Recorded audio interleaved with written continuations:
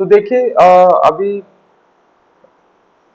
हम लोग को नोड जेएस सीखना है। सबसे पहली बात नोड जेएस। तो देखिए इसमें हम लोग क्या क्या कर सकते हैं, मैं आपको बताता हूँ आगे। देखिए सबसे पहला बात मुझे पता है कि जो जो नोड जेएस है ना, जो नोड जेएस है हाँ जी, जी सर। तो वो जेएस की टेक्नोलॉजी है, जावास्क्रिप्ट। क्लियर है? ठीक है। हम्म। दूसरा पॉइंट ये है कि मेरे पास दो टाइप के मशीनें हैं। मेरे पास दो टाइप की मशीन है। यह है मशीन नंबर 1 और यह है मशीन नंबर 2। ठीक है। और ये जो मशीन 2 है ये बेसिकली मेरा कस्टमर है। क्या है? कस्टमर, क्लाइंट बोल लीजिए इसको, क्लाइंट है। कौन है मेरा ये? क्लाइंट। ठीक है। क्लाइंट वो जो वेबसाइट को देख रहा है, समझ रहे हैं ना? क्लाइंट वो है जो वेबसाइट को देख रहा है। क्लियर है?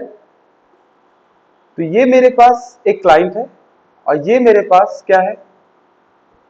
ये दूसरा कंप्यूटर है, अननोन कंप्यूटर है, मुझे नहीं पता कौन सा कंप्यूटर है, अभी मैं बताऊंगा बस इसके बारे में कि क्या है ये। तो देखिए सबसे पहली बात, इसमें थोड़ा सा मैं ऐसे इसको बनाता हूँ थोड़ा अच्छे से, ताकि आपको थोड़ा विजिबिलिटी पूरा क्लियर हो। इस मशीन को थोड़ा ऐसे बनाते हैं, इस तरीके से, है ना? और ये मशीन ऐसा है।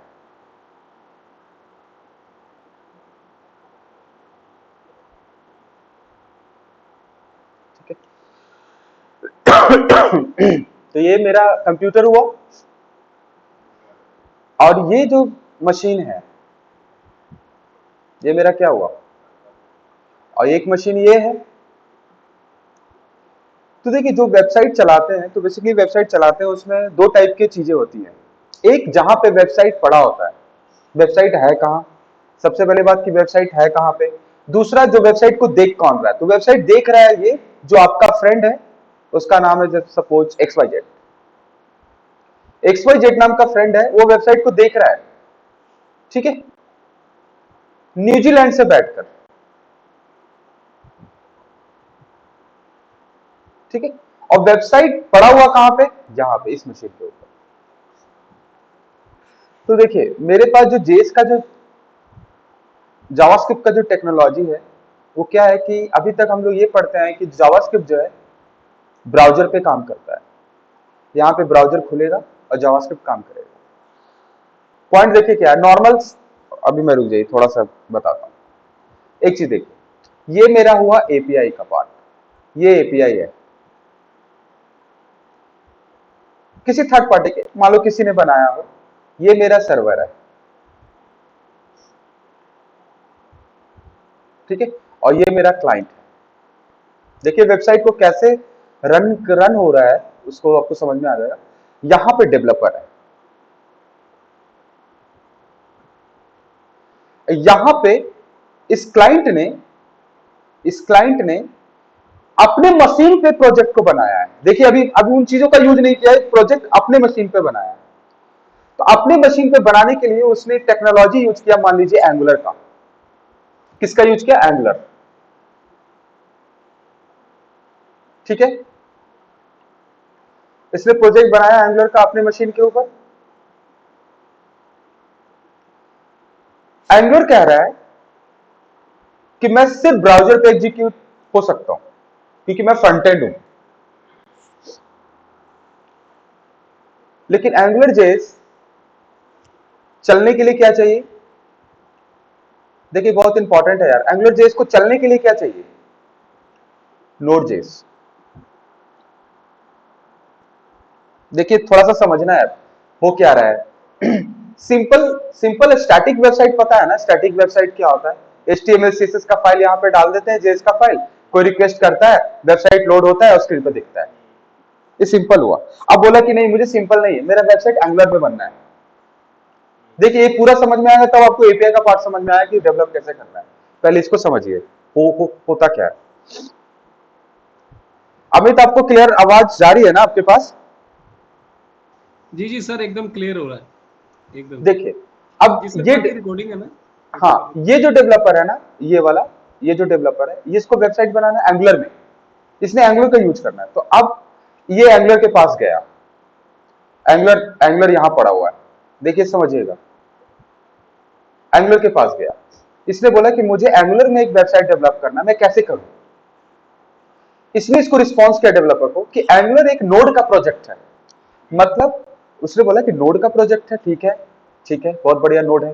तो उसने बोला कि तुम अपने सिस्टम में नोड जेस डाल लो और एंगुलर का प्रोजेक्ट बना लो।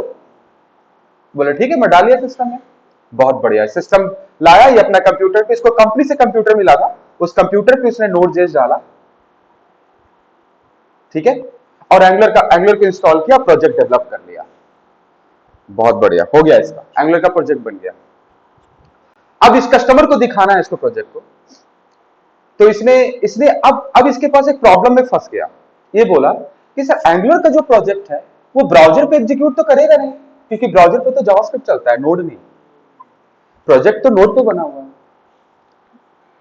ये घबरा गया कि ऐसे तो दिक्कत हो जाएगी, हम हर क्लाइंट को नहीं बोल सकते ना कि तुम अपने सिस्टम में नोड जेस डालो, तब चलेगा प्रोजेक्ट हमारे ब्राउजर के ऊपर।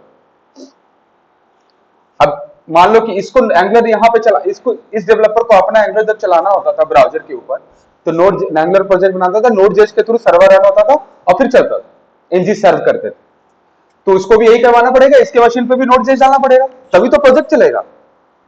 ऐसे तो यह प्रॉब्लम है, 1 लाख क्लाइंट है, हर क्लाइंट को, कस्टमर को ये नहीं बोल सकते ना तुम नोड जेएस डालो। अब ये प्रॉब्लम में फंस गया, बोला मैं सर्वर पे तो डाल दूं, कोई प्रॉब्लम नहीं है, लेकिन जब वो एंगुलर जब यहां पे लोड होगा तो उसको नोड जेएस की रिक्वायरमेंट पड़ेगी चलने के लिए। अब ये वापस गया एंगुलर के पास, बोला नहीं नहीं, गड़बड़ हो गया, मैं एंगुलर पे बनाना मेरे लिए मुश्किल हो जाएगा। वापस गया एंगुलर के पास, बोला तुमने एक गलती किया, तुम प्रोजेक्ट एंगुलर एंगुलर बना लिया पूरा, अब बोला कि उस प्रोजेक्ट को सिंपल वेबसाइट के अकॉर्डिंग अपने प्रोजेक्ट को कन्वर्ट कर दो, मतलब उसका एक बिल्ड बनाओ, उसको बोलते हैं प्रोडक्शन बिल्ड। जब एंगुलर को प्रोडक्शन मोड में डालेगा तो जो वेबसाइट है वो पूरा सिंपल एचटीएमएल और जावास्क्रिप्ट में कन्वर्ट हो जाएगा। समझ में आ रहा है अमित? जी सर। ठीक है, आपकी वेबसाइट किस में कन्वर्ट हो जाएगा? सिंपल में, सिंपल जावास्क्रिप्ट, एचटीएमएल और सीएसएस। मतलब जब ये जैसे वो कमांड चलाएगा एंगुलर पे कि कन्वर्ट करो, ऑप्टिमाइज कर दो कोड को, तो जैसे ही कोड को ऑप्टिमाइज करेगा तो कोड किसके अकॉर्डिंग बन जाएगा? ब्राउजर के लिए बन जाएगा स्पेशली। और ब्राउजर में जो जब वो फाइल जो बनेगा ना, उसको बोलते हैं प्रोडक्शन बिल्ड। जैसे ही कोई एंगुलर डेवलपर जब प्रोजेक्ट कंप्लीट करता है तो उसके बाद वो कमांड चलाता है एनपीएम का, बिल्ड, प्रोडक्शन बिल्ड के लिए, ठीक है, एनजी बिल्ड, उसका नाम होता है एनजी बिल्ड। तो सारे फाइल जितने भी नोड जेएस का फाइल है वो कन्वर्ट हो जाता है जावास्क्रिप्ट के फाइल में, और वो ब्राउजर के लिए कंपैटिबल हो जाता है। अब जैसे वो फाइल कन्वर्ट हुआ, उसको फाइल मिल गया बन के कि लो भाई ये तुम्हारा प्रोजेक्ट का फाइल है, अब वो उस फाइल को कहां डाल देगा? सर्वर के ऊपर। समझ रहा है ना? उस फाइल को उठा के कहां डाल देगा? वो सर्वर के ऊपर। अब यहां से जब कोई रिक्वेस्ट करेगा तो उसको फाइल यहां पे मिल जाएगा और कोई नोड जेएस की रिक्वायरमेंट नहीं होगी, क्योंकि इसने जो फाइल डाला है यहां पे, वो नोड जेएस का फाइल डाला ही नहीं, नोड वाला फाइल ही नहीं डाला, उसने सिंपल एचटीएमएल, सीएसएस और जावास्क्रिप्ट का फाइल डाला है, वो कन्वर्ट करके डाला है इसके ऊपर। ये डेवलप किया नोड जेएस और एंगुलर का प्रोजेक्ट लिया, बट कन्वर्ट हुआ सिंपल एचटीएमएल और सीएसएस और जेएस में, और वो यहां से एग्जीक्यूशन हो रहा है। ये यहां तक तो ठीक था, कोई प्रॉब्लम नहीं।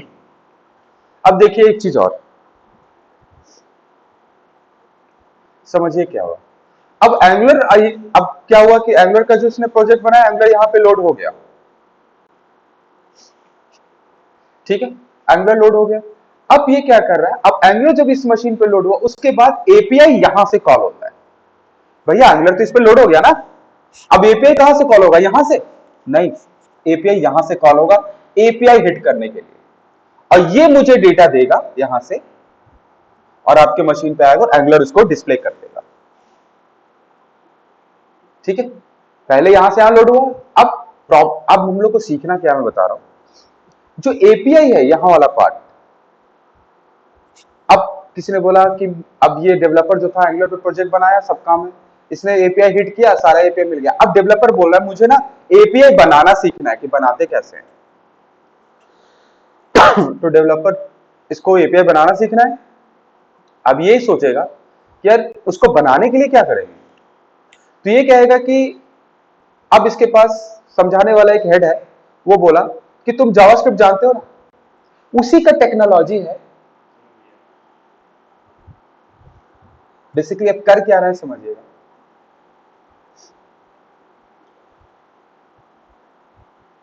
अब जब कोई रिक्वेस्ट यहां पे भेज रहा है, समझिएगा, इसका मतलब कोड कहां एग्जीक्यूट हो रहा है, यहां पे।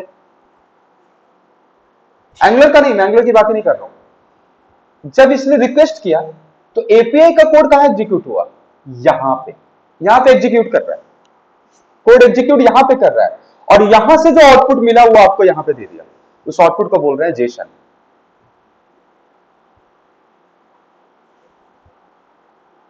इसका मतलब आपका कोड यहां पे एग्जीक्यूट कर रहा है। तो यहां पे कौन सा लैंग्वेज है जो यहां पे एग्जीक्यूट कर रहा है, जैसे ही आपका सर्वर था ना एंगुलर को डालने के लिए, उसी तरीके से एपीआई का अपना सर्वर है एपीआई चलने के लिए। तो किसी ने बोला, अब बोला इसने बोला कि एपीआई मैं किसी दूसरे से यूज कर रहा हूं। डेवलपर बोला मैं एपीआई तो मैं दूसरे से हिट कर रहा हूं, तो क्यों ना मैं ऐसा करूं कि इसी सर्वर पे अपना एपीआई का भी कोड लिख दूं, अगर मुझे आता है तो बिल्कुल कोई प्रॉब्लम नहीं है।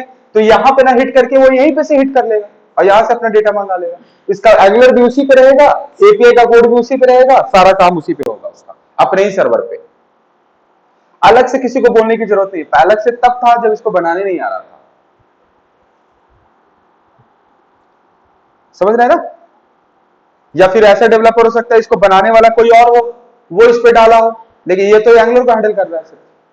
अब ये बनाना चाहता है कि मैं एपीआई भी बनाऊं, लेकिन तो एपीआई बनाने के लिए इसका मतलब एंगुलर से यहां से रिक्वेस्ट जाएगा और वो कोड यहां पे एग्जीक्यूट होगा। यहां पे तो ब्राउजर नहीं है ना, ये तो अलग ही कंप्यूटर है, यहां पे तो ब्राउजर ही नहीं है।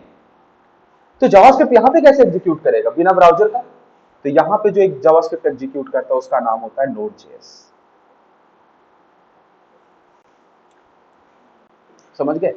तो यहां पे जो एग्जीक्यूशन होगा उसका नाम क्या है, नोड.जेएस। मतलब हम लोग को एपीआई बनाने के लिए कौन सी टेक्नोलॉजी चाहिए, नोड.जेएस का। मुझे नोड.जेएस की नॉलेज होनी चाहिए।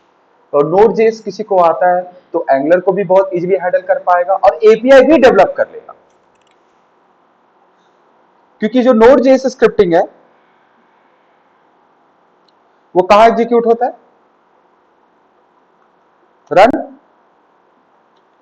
Server side.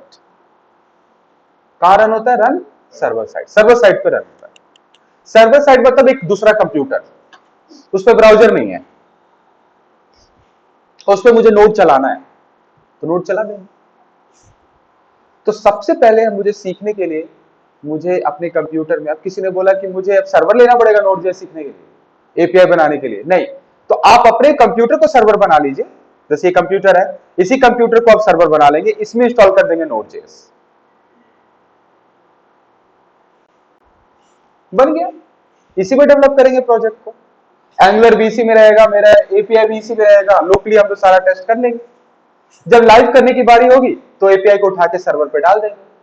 और जब लाइव करने की बारी होगी एंगुलर को, तो एंगुलर को ऐसे नहीं, डायरेक्ट नहीं, पूरा प्रोजेक्ट उठा के नहीं डालते। उसको क्या करते हैं, पहले बिल्ड करते हैं, प्रोडक्शन बिल्ड। उसके बाद उसको उठा के कहां डालते हैं, सर्वर के ऊपर। क्यों, क्योंकि एंगुलर को दिखाना है कस्टमर के ऊपर, और कस्टमर नोड.जेएस इंस्टॉल नहीं करेगा, वो सिर्फ देखेगा। तो उसके लिए ब्राउजर कंपैटिबल आपको बनाना पड़ता है, एंगुलर के प्रोजेक्ट को कन्वर्ट करना पड़ता है। एंगुलर हो चाहे रिएक्ट हो, कोई सा भी प्रोजेक्ट हो, हर प्रोजेक्ट को आपको बिल्ड करना पड़ेगा डालने के लिए, और फिर उसके बाद